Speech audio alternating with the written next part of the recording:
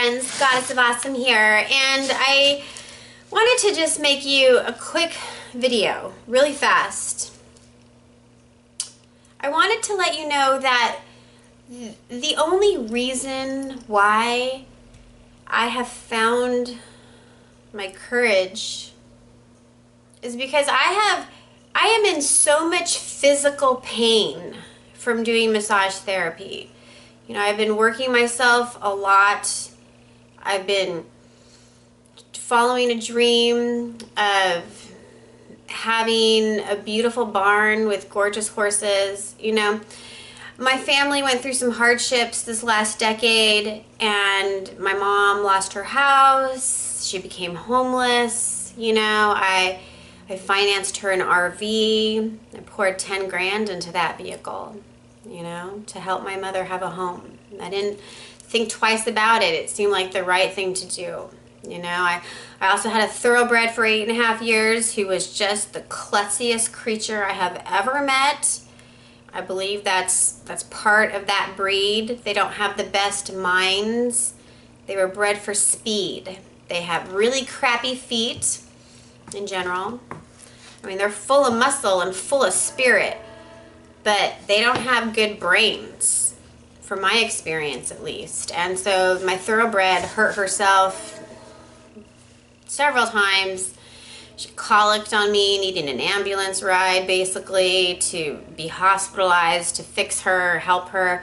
You know, I sank 10 grand into that horse. That doesn't count her feed, her supplements, what she cost, you know, just 10 grand in vet bills, saving her. You know, I did love her, absolutely did. I tried to do the best to buy her, you know, I tried to be the best equestrian mom I could be, you know, but, you know, after, you know, it's been about, actually it's been a year this month. So what are we, we're March 2018, so March 2016, I hit this mental place where a new space opened in my mind, and suddenly the idea of spending 10 grand or better on a horse didn't seem outrageous. It didn't seem crazy. It seemed possible and feasible. I mean, I had already spent that in vet bills on a horse that I did love, but it wasn't the horse. It wasn't my dream horse, you know. I spent that helping my mom, you know, try to give her a safe place to sleep at night, give her some kind of security, a feeling that she has something of her own, you know. And when I started putting those pieces in place, you know, of how much money I've spent on, you know, helping my mom, how much money I spent helping the thoroughbred. You know, I could have had my dream horse years ago, but I didn't think, I didn't have the space in my mind to include that that was possible, right? So about 2 years ago this month, I reached my, you know, pardon my French, but I reached a fuck it moment. You know, where I realized I'm gonna have what I want. You know, I'm in my late 30s. I'm 39 right now. So 2 years ago I was 37.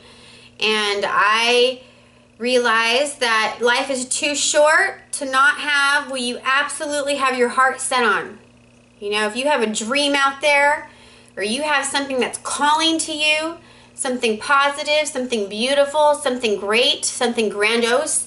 If you want it, and if you're gonna have it, just make the decision. That's all it takes, is a mental decision to go for something you want, to go for the impossible, right? Because my horses are impossible for most people. Most people can't afford what I've been putting my focus, time, money, energy, and physical effort into, you know. And I'm going to say real quick, most working girls, we don't overwork ourselves, right? We probably should. You know, the smart ones might. I don't know how many of them are out there, you know, who just overwork themselves and collect as much as possible and save it and invest it, you know.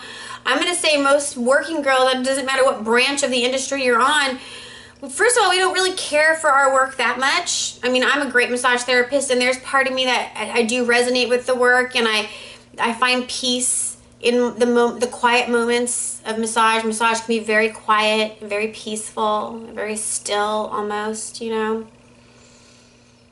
So it's not like I detest the work I've done, but at the same time, it's not my favorite, right? It's not my favorite work. I would much rather do something different. That's why I'm going into this direction, right? That's why I've chose to become a YouTuber. That's why I'm creating an online presence, you know?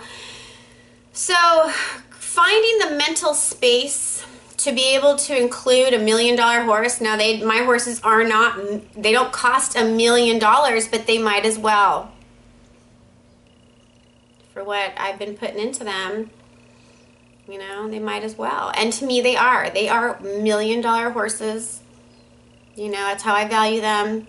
You know, I'm very cautious on who I allow to handle them. You know, I thought for a minute I might do lessons with my horses, and at this point, I don't know. I don't think so. Maybe I'll just get a wagon, get people wagon rides. You know, I don't need heavy hands on my horses' mouths.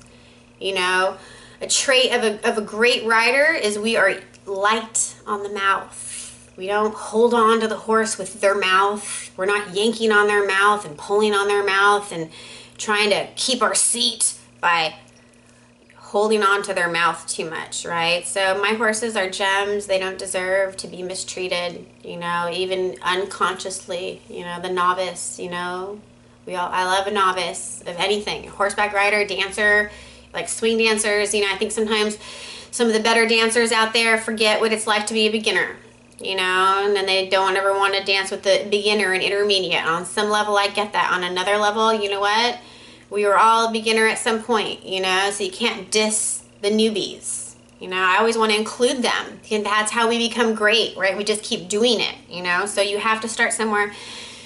So what I wanted to say really quick is mind space, right? My mind has been opening up space. I did not have this space in my mind a handful of years ago. It seemed outrageous. It seemed, who the hell? My car doesn't even cost that. Straight up. My truck doesn't cost that, you know? I could have a fleet of beautiful trucks right now, or classic cars, for what I've been putting into my equine, you know? It is invaluable to me, my horses. You couldn't put a price on them, you know? So if that's how high the bar is, then that's how high I'm gonna jump, you know? They're worth it to me.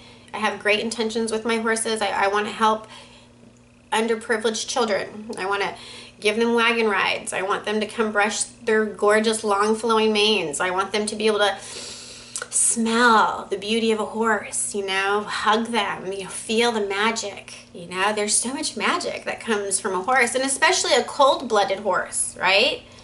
You know, my horses are gorgeous. Absolutely, they are my dream horse in their physical beauty. They are more my dream horse because of their minds. They have the best brains of any horse I've come across. You know, my breed is called a Gypsy Vanner, right? That's my breed. You know, I've always been drawn to a feathered horse ever since I was a little girl. I love a Clydesdale. You know, when I saw my first Shire, I was like, oh, just take my breath away, you know? They're so gorgeous, these big, massive creatures. You know, God was smart, because the bigger the creature as far as a horse, the quieter they are, the calmer their brain is. You know, it's those skinny little small ones, the thin ones, the light horse, you know, the Arabians, the hot-blooded thoroughbreds. Those are the ones you need to watch out for, right? Those are the curveballs left and right. You don't know what's going to happen next, you know. I'm 39, you know, I'm in the 35 and up group, soon to be the 40 and up group. I don't want to play with crazy anymore. You know, crazy's fun when you're young and you don't have a sense of mortality, or you feel like you're invincible. That's a wonderful time to ride a hot-blooded horse, you know. I don't want to play with that anymore. I don't want to play with crazy. I don't want to mount the people I love on an unpredictable horse. A horse is going to be unpredictable anyways, right? So for me, I want the best brained horse. And so that's a byproduct, right, of the Gypsy Vanner. So the Romanian people of Germany, not Germany, excuse me, the Romanian people of Europe, after World War II, decided that they needed a smaller draft horse, a smaller caravan horse, probably because cities are changing and the roads are getting different, and progress is happening. They didn't have space for a 20-hand horse anymore, or an 18-hand horse. They wanted a 16-hand horse to maybe a 14-hand horse, somewhere in there. There's some gypsies a little taller than 16. There's some gypsies certainly smaller than 14, but about there, 14 to 16 hands. So what they did was they bred the hairy, they wanted a lot of hair, right? They wanted a lot of feather. They wanted colors. They wanted patterns. Gypsies, right? Gypsies, They want all sorts of beautiful differentness. If it's different, that's what we want, And gorgeous, gorgeous, gorgeous. So, they bred the hairiest Shires to the hairiest Friesians, to the hairiest Clydesdales, and brought in a Dale's pony, which is also a draft horse. It's just smaller, And what happened was the Gypsy Vanner horse was born, right? It wasn't discovered until 1996, 1997. I think it was 1996, and then 1997, the first Gypsy Vanners were imported into America. It's only been 22 years that we have discovered this breed. Doesn't that seem weird or interesting that we're in 2018 and we could have a new species kind of creep up on us? So the byproduct of putting these gorgeous horses together to create the most beautiful feathered horse that ever walked the face of the earth, a byproduct of this is their minds. They have the best minds, right? Because the Shire has a good mind, and a Clydesdale has a good mind, and a Friesian is a little hot for a draft horse, but they still have a good mind. And the Dale's pony, any draft horse has a good brain. Why? Because think about it like this. If your sole transportation is a horse, right, back in the day, and your livelihood, your family, and all your treasures, everything that's important to you was in your wagon, who are you going to tie up to your wagon? Are you going to tie up a scattered brain, hot-blooded, highly unpredictable horse to your most precious loved ones and all your valuables? No, you're not going to do that. You're going to find the most calm brain possible, the best mind out there, and that's what you're going to tie up. You're going to have that be the creature that pulls your beloved family, So the mental space of finding that, I didn't have that before. 2 years ago, some kind of breakthrough happened, and I decided to just go for it. I decided I was going to have my dream horse. I decided it may take me a while to work for it, but, I had already worked and given that away to the vet bills for my thoroughbred. I had already worked for and given away that type of money to my mom, right, helping her keep, for her a life preserver. She lost her home. I helped her get an RV. I tried to help preserve her the best I possibly could. If I was going to do that for others, why wouldn't I do that for myself? So I committed to Posey, and I overworked myself as best I could to pay her off. I think I did it in about 4 months or just under. Astonishing that I could do that. And as much as it was grueling to do after I was done, when I had made it, I was like, wow, I just accomplished that. Whoa. And I almost thought, I could almost feel I had one more in me. I should go for one more, And I scouted far and wide all over the net to make sure that I didn't oversee anything, that I didn't look past anything. I wanted the best of the best of the best of the best, and that's what I wanted. The best that was out there. I was not going to settle for anything less than the best. And I found Athena, my beautiful blue-eyed tricolor filly. She's getting ready to turn 3. And the best of the best of the best of the best. Well, that doesn't come cheap, does it? Right? Quality, sometimes you pay for quality. And Athena's double what I paid for Posey Girl, I did not bat an eyelash. I had a gulp in my voice when she told me how much. I was like, oh my God, you know. But it wasn't enough to steer me away from her. My next question after I caught my breath was, do you take payments, you know? I knew that was my girl, you know. The thing about Athena too, it sounds so crazy. I had seen all these horses. I'd been looking at all these pictures, and I'm in my mind right now sifting through all these thoughts about who's the best horse and which one should I go with. And you know, I was in the bathtub, and this is so strange that her name is Athena, because I was in a bathtub reflecting on all these images of horses I had seen, pondering which one was for me, which one's the best that's out there, and boom, it's like almost like I felt a bolt of lightning strike me, not even kidding. And I felt it come in through my crown chakra. It lit up my entire body and put all my hairs on end, you know. And in that moment, I saw this picture of Athena. I seen the picture that I had found 3 days before, you know. And I just knew I had to go back and find that ad. I had to go back and find that site, you know. I'm not the most savviest technological computer person. I did not even think about looking at my history, the browsing history. That didn't connect for me. I went looking for this site. I couldn't find it. I could not find her. For like 3 days before, on day 3, it struck me, oh my God, go into your history. Durr. You know, I went and found her, looked her up again. Yeah, she's the most beautiful tricolor. Exactly what I was hoping to find in my gut. I knew it. You know, spirit had spoken to me, right? A bolt of lightning had struck me, quite literally. And I knew that was my mare. That's my horse, you know? So when I called, and, you know, I called Stillwater Farms. Great barn, a fabulous barn if you want a high quality show horse.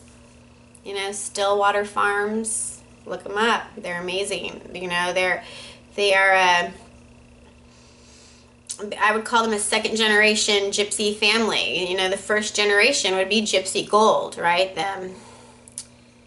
The Thompsons, Dennis and Cindy, I believe, Thompson. They were the ones who first found the first Gypsy Vanner in Europe, and they were the ones who imported the very first ones, you know, and then Stillwater kind of, you know, connected with them, and then anyways, it just kind of matriculates down, you know. So I knew that was my mare. When she said the price, it was hard to hear that. It was so hard to hear, but it wasn't enough to detour me from what I knew was mine. And I had already chosen, I'd already made the decision that I was going to have the best of the best. Because my intention is to show these beautiful horses, to breed them to the best of the best, to create, to further this breed in the best way possible, right? Breeding for conformation, breeding for the absolute perfect horse, you know?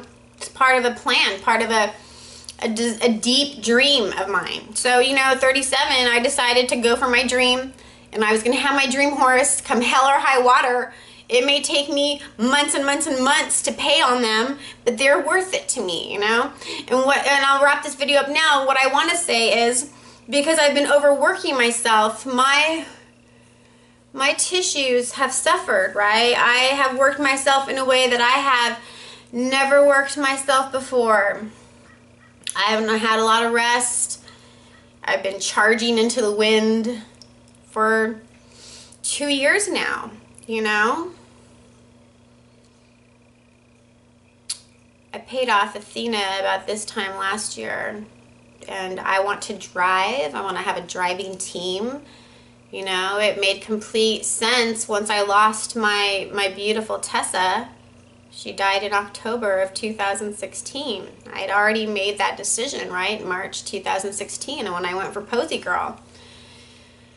So I decided to go for Athena's sister, because Athena's so gorgeous and she's huge. She's a grand gypsy. She's a big girl, you know. To find a comparable horse to stand alongside her and pull a wagon would almost be damn near impossible. The only horse that I could ever imagine standing would have qualified to stand next to the beauty of Athena would be her sister. Only her sister could stand beside her, you know? So then I went for her sister, who was no different price than Athena. And that was a big bite, right? It was a big bite of life to take, a big bite I took out of life, you know? But I have so much passion for this, right? This is my dream. You know, these dream horses. This is what I live for. You know, I could spend the rest of my life hanging out with these horses forever and be completely content. You know? So I probably could have been making these videos for you a lot longer. I probably should have, at the time of finishing up Posey, maybe just not went for any more horses and just started getting into this, you know. But I'll tell you, I didn't have the goal, you know. I didn't have my courage for this. I knew I was needing to do this, and this is what I'm supposed to do. But to put my face out there and my name, to own all of this that I'm speaking to you about, I didn't have it. I didn't have whatever it is I have now. I didn't have it then. I didn't have that 2 years ago. So I went, you know, with what was being drawn, why I was being drawn to these horses, and that's what I was doing. So in the process of paying on these $1 million horses, I have really strained my upper body. You know, I do massage therapy. It's what I do. You know, obviously with a hand job release at the end. It's a sensual massage, and I'm so strained and so overworked, you know. And as scary as it is to come out and speak to you, as terrifying as it is to be completely real with you, you know, it's horrifying. It's so scary. It had been so scary for so long. But I'll tell you what was more scary. Continuing to work with my upper body, so strained. The dull, nagging pain of my tendons that never go away. I can't sleep like I used to because my arms go numb when I sleep at night. I can't have a bend in the arm. Just holding a phone to my ear within a minute or 3 is painful. Even just doing this right now, I can feel this lower part in here. This is what aches a lot. All of this, obviously in here, really a lot in here. Back in here, yes, but really the dull pain comes from here. All of this, up into this, all of this, my scalenes, my neck, the connection point of where my shoulders and my neck meet, you know, my traps are as hard as a rock. I need a million years of massage therapy. And so what I'm trying to say is the only reason why I'm making videos for you right now is I am in so much physical pain that the physical pain I'm in outweighs the pain of fear, right? I've been trapped in fear for a long time. I've been paralyzed by fear for a long time. You know, I've been needing and been called to do this work for eons. And I have been resisting putting my face out there, resisting moving forward, resisting on some level, on an energetic level. I have had a lot of resistance because I have been terrified, so scared, beyond scared, paralyzed almost, you know, with fear. But the physical pain that I have been experiencing more so than before outweighs the fear, right? The fear used to hurt, right? That brought a lot of pain, the fear. And my physical pain is so much more than the pain of fear that I have at this point been absolutely forced into moving forward. I have been pushed by the universe. I cannot delay speaking to you anymore. I cannot delay coming out of the closet. I cannot delay talking about the things I know about, speaking my truths. I can't delay it not 1 second, not one morsel of 1/2 a second, not a millisecond longer can I push pause on this calling, this purpose that I've been born to do. I can't resist it anymore. I have to embrace it. I've been forced by my pain to move forward. You know, the opposite choice would be to mess my body up, probably to the point where I'll never recover. I may not ever have use of my arms at some point. I won't even be able to ride my horse. Because there is a horse I had, probably the thoroughbred. Damn, I should have silenced that phone. Sorry. There's, you know, with a hard to handle horse who I need to pull back on a lot, I can't do that. I can't have a horse pulling on me and making me use my arms a lot. It brings too much pain, right? Way too much pain. So that's another reason why I need a great brained horse. You know, I don't want a horse pulling on my arms. You know, I want an easy keeper who's got a good brain, who's not pulling me around, you know. So that's what I wanted to say. I just wanted to say that I'm only speaking to you because the universe has forced me to move forward. And how that happened was I'm in so much physical pain from overworking myself, following a dream, pursuing something that is very important to me, you know. I'm a very determined person. When I get my mind attached to something, that's what it is, you know. And I've been very attached to pursuing the dream of the Gypsy Vanner. I am so delighted to be included in this movement. And I believe it is a movement, you know. I want nothing more than to be completely synonymous with the Gypsy Vanner breed. I want to protect them and bring them into a great place, right? I want to share their beauty with the world. I want children who would never have a chance to hang out with $1 million horse to come and share space with these beautiful creatures who are so magnificent. To me, they are the equivalent of a unicorn or an alicorn, you know. I definitely see my horses as alicorns, right? They're a winged unicorn. 100% Athena is a flutter pony, right? Athena has wings. She, you know, no one else may see them, but I do. And they're all unicorns to me, they are. And so I want to share that with children who would never have a chance to love on a horse like that, because I am that kid, you know. We didn't have a lot growing up. I only had a pony because I had a paper out. I had to paper out since I was 10. I've been working since I was 10, not even before that, because I always was like a good helper at home, help my mom wash her dogs. I got 50 cents a dog. Boy, that was inspiring, you know. So I used to groom her dogs, shave their faces, and these are poodles, you know. I would do it all by myself. My mom had a kick-ass kid. She's got some good kids. All her kids are good, but, you know, I was definitely a go-getter always, you know. I'm the eldest daughter. I have an older brother. I have 2 younger sisters, you know.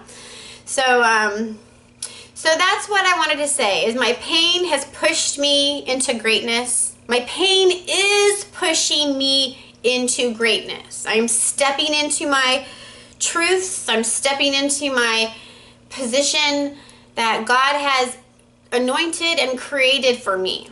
You know, I am supposed to speak to you about sacred sexuality, about emotional release, healing, all these things, all these good things, you know. I don't know how many people out there are speaking about what I'm speaking about. I haven't researched it. I'm not looking anything up right now to see who's out there doing what. I don't care. I don't want to be influenced by anybody. I just want to share what I know. You know, and at some point I'll definitely be drawn or gravitated towards the groups of people who are also doing this sacred work, working with these fine energies, You know, teaching others how to fine-tune themselves to experience feeling subtle energies, learning how to release energy, you know, noticing energy, working with energy. Everything is energy, you know, everything. And science has proved that. The center of an atom is energy. Science has proved it. So that's what I wanted to say to you. I'm going to cut this out now. I am only here because I'm supposed to be. I'm only moving forward because I have been forced to. I cannot dilly-dally anymore. I can't push it to the side. I can't press pause. I can't resist it anymore because the pain that I'm in is so unbearable. I would do anything to get better. I will do anything to heal my vessel, heal my arms, and the only way I can heal my arms is to stop. I have to stop doing massage therapy. I cannot do it anymore. You can't do it. As I'm saying that, I could feel this part of my arm just ached really bad. Yeah. All of this, you know. I can't sleep like this. Do you ever grab your pillow and sleep like this? I can't do that. I can't bend my arms. My arms have to stay straight.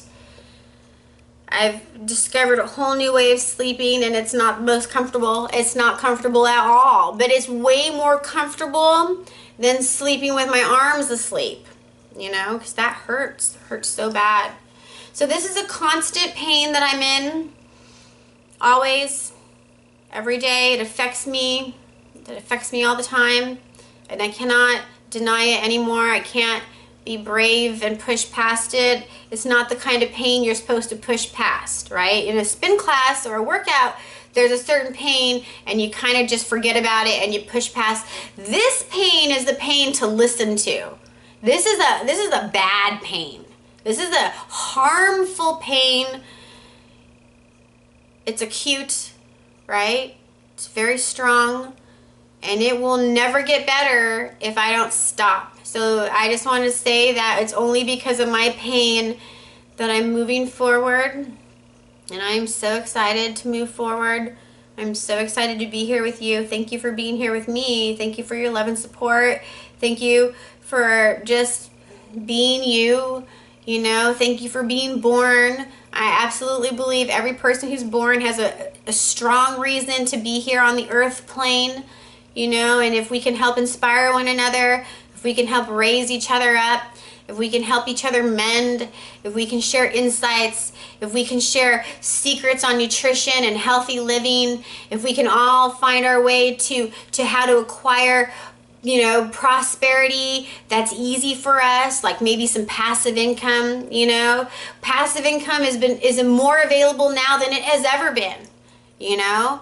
The digital economy, the digital market, you know, something we use every day. None of us really think about it that much, you know.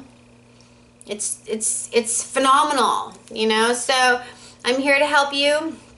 Thank you for being here and helping me. Lots of love to you, lots of gratitude. Thank you so much for everything. Bright blessings and be well.